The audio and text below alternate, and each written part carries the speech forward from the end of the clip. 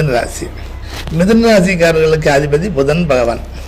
இந்த புதன் பகவான் புத்திகாரன், நல்ல புத்தியை உடையவர்கள், புத்திசாலித்தனம் உடையவர்கள் மிதுன ராசிக்காரர்கள். தோக்க மாட்டாங்க.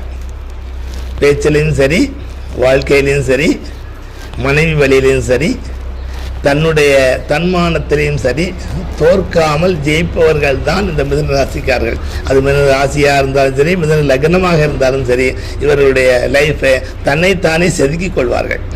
அப்போது இப்படிப்பட்ட பாக்கியத்தை இவர் என்ன செய்கிறார், தொழில் ஸ்தானத்துக்கு சனி பகவான் வரார். தொழில் ஸ்தானம்னும் கொஞ்சம் பயமாக இருக்கும்ல. தொழிலை பிடிச்சுட்டு இருக்கக்கூடியவன் தொழிலில் கொஞ்சம் சறுக்குனாலும் கூட மனசு சங்கடப்படுவான் இல்லையா?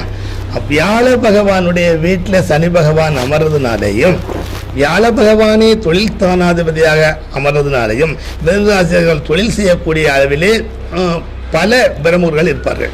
அந்த பல பிரமுகர்கள் எப்படி இருக்கும்னா, அந்த சனி வருதே அப்படின்னு பயப்பட வேண்டிய அவசியம் இல்லை. அதாவது ஊனமுற்றோருக்கு உதவி செய்வதும், அன்னதானங்கள் செய்வதும், இதை தன்னுடைய வாழ்க்கையிலே அவருக்கு வேறு வேலை பார்ப்பாங்க இல்லையா? அது முதலாளியாக இருந்து தொழிலாளியாக இருந்தால், தொழிலாளர்கள் ஒருவன் நொண்டியாவோ அல்லது கை இல்லாதவனாகவோ கை நுடமுள்ளவனோ இருந்தால் அவனுக்கு வேலை கொடுக்கணும். வேலை கொடுத்துட்டோம் அப்படின்னா அவனுக்கு பரிபூர்ணமாக சனி பகவானுக்கு பிடிக்கும். இந்த தொழிலில் தொந்தரவே பண்ணாமல் ஐஸ்வர்யங்களை வாரி வழங்குவதில் சிறப்புடையவராக இருப்பார். ஆனால் சுபவிரயங்கள் ஏற்படும்.